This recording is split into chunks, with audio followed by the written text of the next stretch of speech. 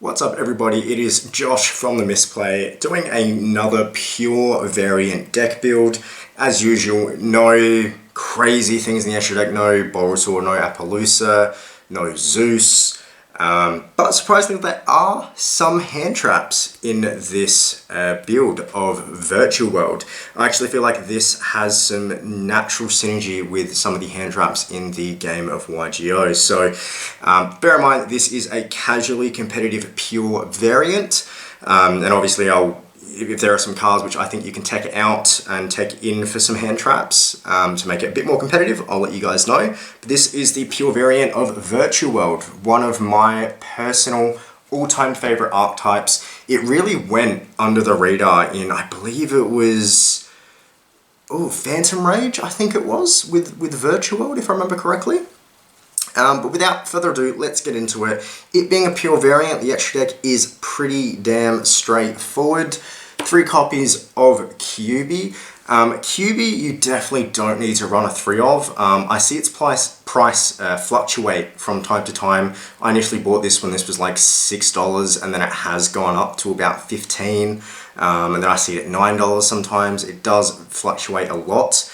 If you're trying to keep this a budget build, you definitely only need 1. The fact that this can pop itself back into the graveyard, not pop itself back into the graveyard, special summon itself from the graveyard, but then with one of its trap cards, if this is banished, you can pop it back into the extra deck. So very, very versatile at just 1. You definitely don't need 3 of. Just for the sake of the build, I'm running 3. Next, we're running Virtual World Beast. Virtual World Beast is the only other synchro in the extra deck. It being a card that just can send a card on the field to the graveyard is extremely powerful. It does have some decent protection, very easy to get into.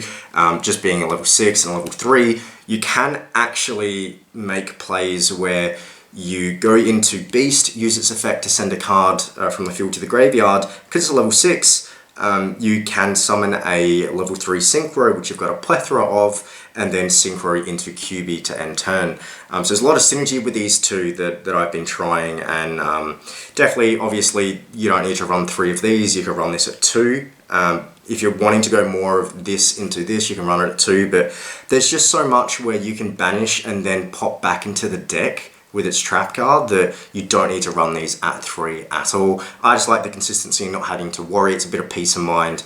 It's less, it's more insurance that I'm allowed to misplay from time to time. So that'll be for the synchros. The Xyz monsters in the deck, there's a bit more of those. We have Virtual World Phoenix. Virtual World Phoenix is extremely good. Firstly, it can banish a monster, a face-up card on the field and 1 from the graveyard, any graveyard that is, so it can help set up plays for you, but more often than not, you're going to be banishing a card from your opponent's graveyard.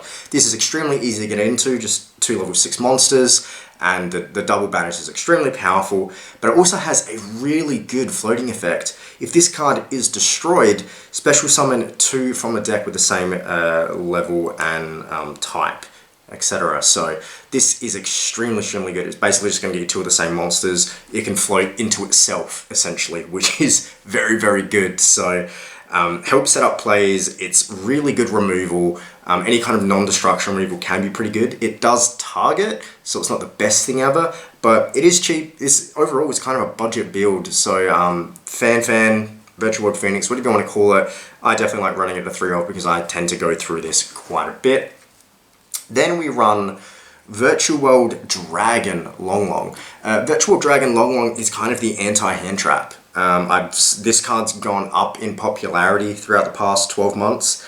Extremely good. It's one of those cards where you kind of have to do a double take, especially if you're playing a bit more casually. If you are playing in a bit more of a casual competitive meta, Virtual World Dragon may not come up too often. It really is more just anti-hand trap, but still extremely powerful. You don't have to run it at 3. Like I said, for consistency's sake, I like running a lot of these at 3. And then, surprisingly, a very good addition to the extra deck is Virtual World Shell. Virtual World Shell does 2 things very well. A, it's a level 3, so you've got your 2 level 3s, which are very easy to get into. Also, just touching on this is Virtual World Beast, you can climb into QB, or you can actually use it as a level 6 to go into Phoenix as well to get more removal. So a lot of synergy with the extra deck alone. But Shell basically just makes one of your monsters immune to battle destruction to the end of your opponent's turn, which can come up, especially if you really just want to try and give QB as much protection as possible, as it's kind of a macrocosmos. But it also does non-targeting removal. If it battles at all at the end of the damage step, banish the monster it battled. So this can be extremely powerful with trying to get over certain monsters that just have that destruction immunity. So Virtual Shell, surprisingly very good, and it helps keep certain monsters alive potentially, even though being destroyed by battle is often not the best protection you want, but it is still good protection. So that'll be it for the extra deck. Like I said, it is a pure variant. There's no Appaloosa, no Boral Sword, no Dingirsu, no Zeus, none of that. We just want to kind of keep this as pure as possible. The extra deck is where you can start popping in some more exciting tech cards. So the best card in the main deck, obviously, if you played Virtual World before or against, is Virtual World Maihime. Maihime is extremely good. It is the consistency piece that you absolutely need. It's one of those decks and archetypes where if you're not running this at 3, you may need to hold off from running Virtual World. It's the Searcher, and all the Virtual World monsters essentially kind of special summon themselves, besides a couple of them. So this will special summon itself. It'll pitch the appropriate card to the graveyard to facilitate combos or a start of a combo, and it will search the opposite kind of card as well. So Virtual World can be a little bit tricky to get your head around if you've never played Virtual World before, so I encourage you to look into it and maybe try it out on EDO or Master Duel now that that's out. But definitely run this at 3. There's no excuses not to. Then I run a playset of Virtual World Jishi. Jishi is very, very good. Generally, a lot of the time, if I have the appropriate cards in hand, I will search Jishi with Maihime. So just to kind of keep plays going at the end phase. The reason why this is really good, if it's special summoned by its own effect during the end phase, add a Virtual World card from your deck to your hand, sorry, not deck to hand, from graveyard to hand, which a lot of the time you want to be Maihime, because Maihime is the ultimate combo and play facilitator. So these two go very, very well together. And then I run a playset of Virtual World Kieran. Kieran, I don't think gets as much love as I think he deserves. Basically, same as these other two, special summons himself from the hand by targeting another Virtual World card, but it does allow you insane graveyard setup. The fact that it can pitch 2 Virtual World cards from the deck to graveyard, a double Foolish Burial, and it special summons itself is extremely good. And it being level 6 can really easily go into QB or Phoenix. So just insane synergy all around, but this is a very, very underrated card for Virtual World. The fact that it's a double Foolish Burial for almost, well, yeah, any card in the deck, as long as it's a Virtual World card, is extremely powerful. Next, I run 2 copies of Virtual World Roshi. Virtual World Roshi is pretty good. It's a tuner, so it can help get into your QB. It's not going to do the beast really unless you use Chuche from the grave on it.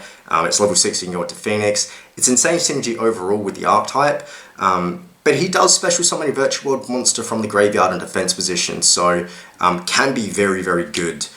So I don't like running it at 3 because I feel like it bricks very, very frequently, despite the fact that it can special summon itself. But the fact that I don't want it to be a level 6 a lot of the time, especially as a tuner. I want it to be lower. I don't want to waste Chuche on it, so it's good. I like running it at 2.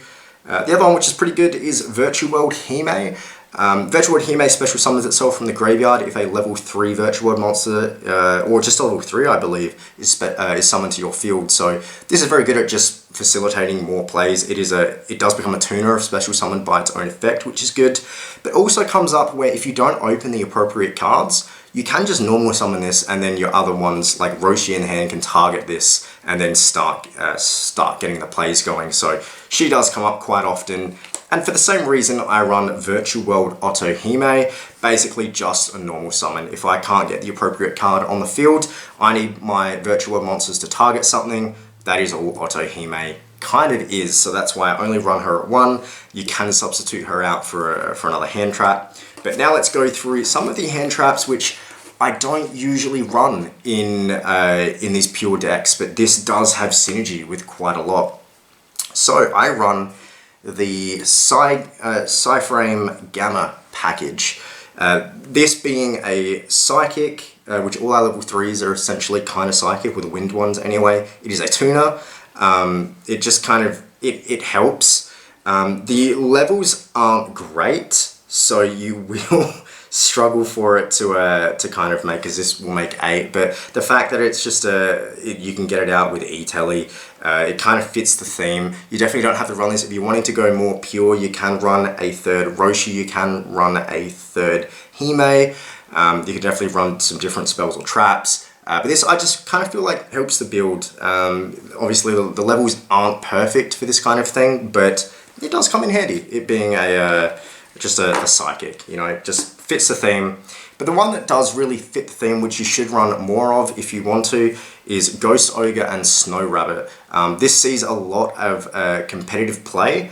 It being an actual level 3 psychic tuner, it can be cheated out with E-Telly. You can summon it and all of a sudden it's live and you can actually make plays with it. You can go into any of your extra deck monsters with it. This is very, very good. So if you wanted to substitute the Psyframe package, definitely go more for the Snow Rabbit package. And obviously if you wanted to go more complete, you'd run Psyframe, you'd run a playset of this, you'd run Ash, whatever it is, but that'll do for the monsters in the main deck.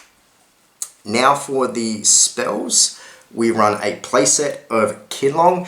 Kinlong is extremely good. It is generally the card we want to open in our hand because we want our virtual monsters to target this, to special summon themselves and facilitate plays. But we also want this in the graveyard because it banishes itself and it does a search of any virtual world monster. So virtual Kinlong is easily a 3 of, especially if you're playing a pure variant and you admire consistency.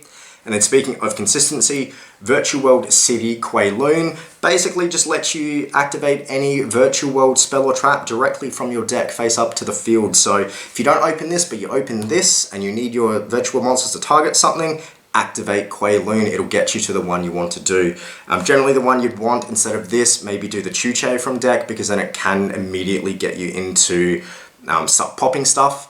It really depends on the situation, but this is very versatile. So run it at 3 because it's like a metaverse, but for anything really. Just activate it directly from the deck. It's very, very good.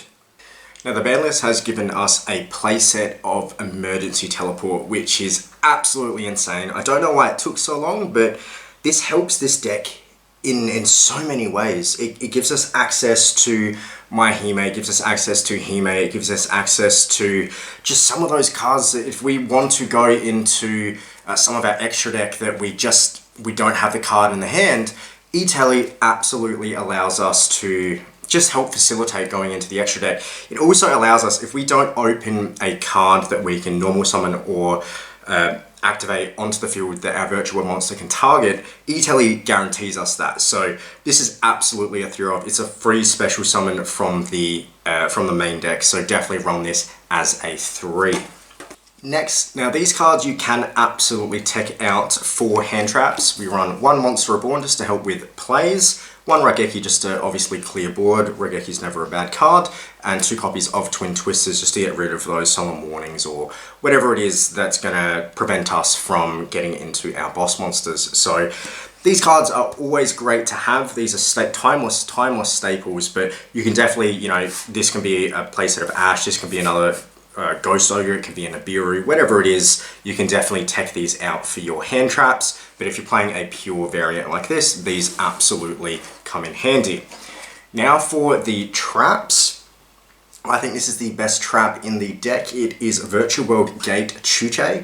Chuche is great because when it's in the graveyard, it can banish itself and manipulate levels by up 3 or low 3.